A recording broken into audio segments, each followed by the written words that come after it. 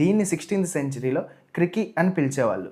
మెర్లీబోర్న్ cricket club లండన్లో ఉన్న Lord's ground నుండి క్రికెట్ క్లాస్ మొత్తం ప్రపంచానికి వెళ్ళాయి. అక్కడెక్కడో స్టార్ట్ చేసిన ఈ క్రికెట్ ఇండియాకి ఎలా వచ్చిందో తెలుసుకోవాలనుకుంటున్నారా? ఇప్పుడు చెప్తాను వినండి. బ్రిటిష్ ఆఫీసర్స్ ఇండియాకి వచ్చేటప్పుడు వాళ్ళకి రీక్రియేషన్ కోసం క్రికెట్ ఆడడం స్టార్ట్ చేశారు.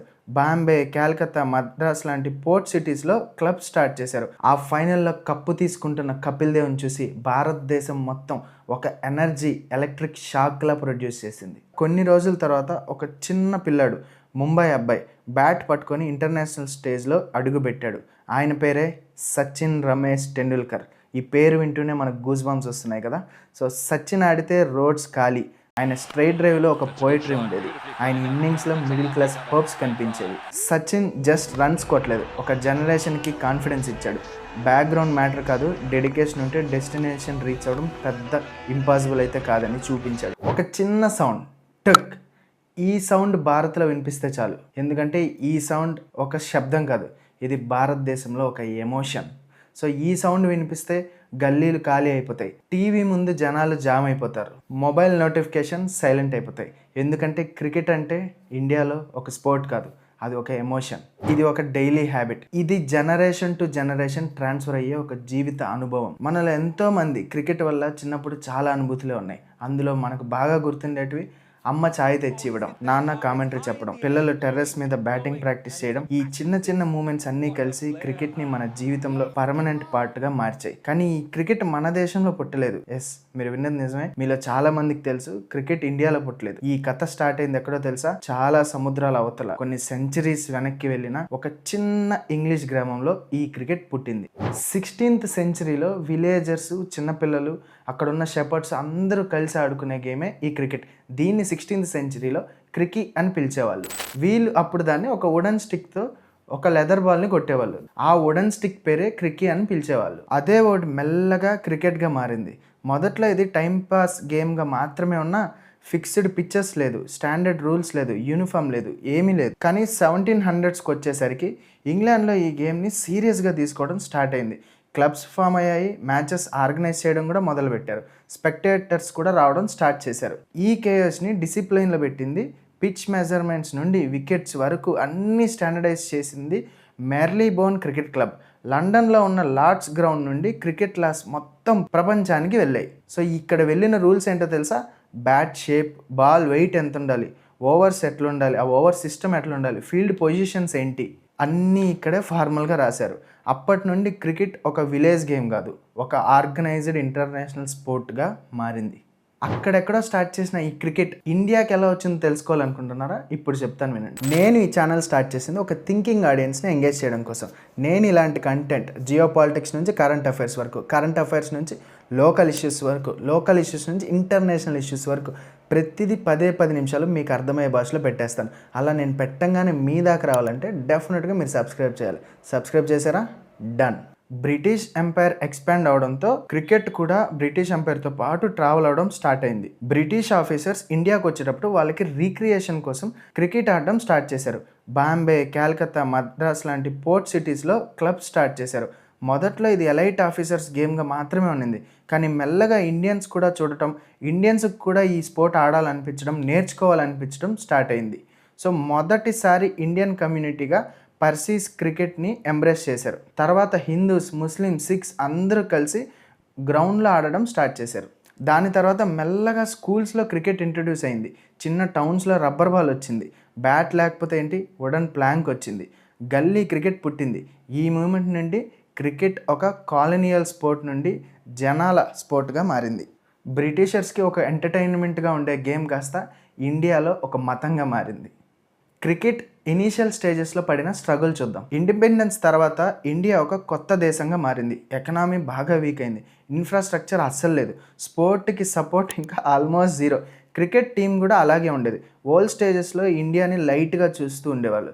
విన్స్ చాలా రేర్గా వచ్చేవి. ఓవర్సీస్ టూర్లు అయితే ఇంకా మనకు అవమానాలు తప్పేవి కాదు. కానీ ఒక్క సైలెంట్ జనరేషన్ మాత్రం ప్రిపేర్ అవ్వడం స్టార్ట్ చేసింది.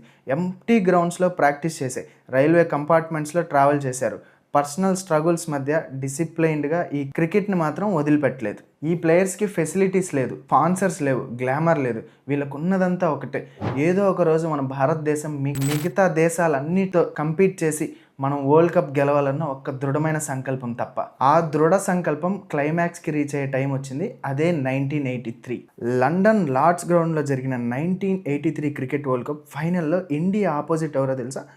మీ అందరికీ తెలుసు, కానీ కొంతమందికి తెలీదు. మీకు మాత్రం గుర్తు చేస్తున్నాను. The mighty West Indies. So world ఛాంపియన్స్గా వెస్టిండీస్ అప్పటికే 3 times గెలిచింది. ఆ టీంలో సూపర్ స్టార్స్ ఉన్నారు, పవర్ హిట్టర్స్ ఉన్నారు, కానీ ఇండియా మాత్రం అండర్ డాగ్స్. కానీ ఆ రోజు క్రికెట్ హిస్టరీ మారింది. ఇండియా గెలిచింది, కప్ ఎత్తి నిలబడింది. ఆ ఫైనల్లో కప్పు తీసుకుంటున్న కపిల్ దేవ్ని చూసి భారతదేశం మొత్తం ఒక ఎనర్జీ ఎలక్ట్రిక్ షాక్లా ప్రొడ్యూస్ చేసింది. టీవీ ఉన్న ఇంట్లో పండగలా మారింది. టీవీ లేని గల్లీలు, రేడియో ముందు క్రౌడ్ చాలా పెరిగిపోయింది. ఈ యొక్క గెలుపు క్రికెట్ని ఇండియాలో పర్మనెంట్గా ఇన్స్టాల్ చేసింది. మనం కూడా గెలవగలం అనే బిలీఫ్ ప్రతి ఇంట్లో డీప్గా ప్లాంట్ అయింది. క్రికెట్ అప్పటి నుండి స్పోర్ట్ కాదు, అదొక నేషనల్ ప్రైడ్గా మారింది. ఈ ఇన్సిడెంట్ తర్వాత క్రికెట్ మతానికి దేవుడు వచ్చాడు. ఎవరు అనుకుంటున్నారో మీలో చాలామందికి తెలుసు. ఆ కథ ఇప్పుడు వినండి. కొన్ని రోజుల తర్వాత ఒక చిన్న పిల్లాడు, ముంబై అబ్బాయి, బ్యాట్ పట్టుకొని ఇంటర్నేషనల్ స్టేజ్లో అడుగుపెట్టాడు. ఆయన పేరే సచిన్ రమేష్ టెండూల్కర్. ఈ పేరు వింటూనే మనకు గూస్ బంప్స్ వస్తున్నాయి కదా. సో సచిన్ ఆడితే రోడ్స్ ఖాళీ, ఆయన సెంచరీ కొడితే టపాసులతో వీధులు మోగిపోయేటివి. ఆయన స్ట్రైట్ డ్రైవ్లో ఒక పోయిటరీ ఉండేది. ఆయన ఇన్నింగ్స్లో మిడిల్ క్లాస్ హోప్స్ కనిపించేవి. సచిన్ జస్ట్ రన్స్ కొట్టలేదు, ఒక జనరేషన్కి కాన్ఫిడెన్స్ ఇచ్చాడు. బ్యాక్గ్రౌండ్ మ్యాటర్ కాదు, డెడికేషన్ ఉంటే డెస్టినేషన్ రీచ్ అవ్వడం పెద్ద ఇంపాసిబుల్ అయితే కాదని చూపించాడు. లక్షలాది మంది ప్లేయర్స్కి క్రికెట్ డ్రీమ్ని ఆయన చేరుకోగలరు అనే ఆశ కల్పించాడు. దీని తర్వాత క్రికెట్ ఫార్మాట్ మారింది. డేస్ మ్యాచెస్ నుంచి 1 daysకి మారింది, 1 days నుంచి T20గా మారింది. So night time flood light games వచ్చాయి, ఎంటర్టైన్మెంట్ చాలా పెరిగింది. స్టేడియం ఎక్స్పీరియన్స్ అండ్ ఎంటర్టైన్మెంట్ మొత్తం ఫెస్టివల్లా మారింది. IPL వచ్చాక క్రికెట్ ఒక ఇండస్ట్రీగా ట్రాన్స్ఫార్మ్ అయింది. Auctions, franchises, sponsorship, broadcasting rights, ఇలా మొత్తం క్రికెట్ ఎకనామీని బిలియన్స్లోకి తీసుకెళ్ళింది. IPL వచ్చాక ఎకనామీయే కాదు, ఎక్కడో మూల ప్రాంతాల్లో ఆడే ప్లేయర్స్ కూడా ఇంటర్నేషనల్ స్టేజెస్ వరకు రీచ్ అయ్యారు. ఇంటి పక్కన గల్లీలో ఆడే బ్యాట్స్మెన్ కూడా ఇండియాకి ఆడాలి, IPL ఆడాలి అనే కలగంటున్నారు.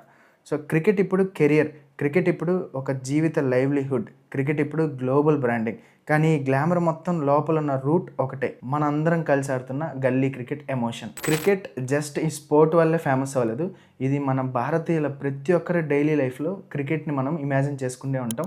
మనం బ్యాట్ పట్టుకోకపోయినా క్రికెట్ ఆడుతూనే ఉంటాం. అది ఎలానో తెలుసుకోవాలా? ఎందుకంటే క్రికెట్ మన జీవితానికి ఒక రిఫ్లెక్షన్. లాస్ట్ బాల్ టెన్షన్స్ మన ఎగ్జామ్స్లా ఉంటుంది, కమ్బ్యాక్ ఇన్నింగ్స్ మన స్ట్రగుల్స్లా ఉంటాయి, అండర్ డాగ్స్ విన్స్ మన కథల్లా ఉంటాయి. క్రికెట్లో మనం మన ఫెయిల్యూర్స్ని చూస్తాం, మన హోప్స్ని చూస్తాం, మన విక్టరీస్ని చూస్తాం. ఈ స్పోర్ట్ మన ఫ్యామిలీస్ని కనెక్ట్ చేసింది, జనరేషన్స్ని కనెక్ట్ చేసింది. రిలీజియన్స్ వేరు, లాంగ్వేజెస్ వేరు, రీజన్ వేరు, కానీ మ్యాచ్ రోజు అందరూ ఒకటే టీం. ఒక్క మ్యాచ్ గెలిచినప్పుడు దేశం మొత్తం కలిసి నవ్వుతుంది, ఒక మ్యాచ్ ఓడిపోయినప్పుడు దేశం మొత్తం కలిసి ఫీల్ అవుతుంది. ఈ యూనిటీ వేరు, ఈ స్పోర్ట్ వేరు. అసలు ఈ స్పోర్ట్ ఇచ్చిన కిక్ భారతదేశంలో ఇంకేది ఇవ్వలేదు. కన్క్లూజన్: ఇంగ్లాండ్లో పుట్టిన ఒక చిన్న బాల్ బ్యాట్ గేమ్ ఈరోజు ఇండియా గుండె చప్పుడుగా మారింది. ఈ స్పోర్ట్ మనకు నేర్పింది పేషెన్స్, ఈ స్పోర్ట్ మనకి ఇచ్చింది ఒక కాన్ఫిడెన్స్. ఈ స్పోర్ట్ మనకు చెప్పిందల్లా ఒకటే, ఆర్డినరీ పీపుల్ కూడా ఎక్స్ట్రాడినరీగా అవ్వగలుగుతారని ఒక హోప్. మీ జీవితంలో క్రికెట్తో ఉన్న మొదటి అనుభవం ఏంటి? రేడియోలో విన్న ఫస్ట్ మ్యాచా, లేదా అమ్మ నాన్న అందరితో కలిసి చూసిన ఫస్ట్ వరల్డ్ కప్పా, లేదా ఫస్ట్ గల్లీలో ఆడిన మ్యాచా? నాకు మీ ఎక్స్పీరియన్స్ని కామెంట్స్లో చెప్పండి. అలాగే ఈ కథని మీ ఫ్రెండ్స్ అండ్ ఫ్యామిలీస్తో షేర్ చేయండి, ఎందుకంటే ఇది ఒక స్పోర్ట్ కాదు, ఇది మనందరి కథ. This is Prithviraj Cane Walks signing of.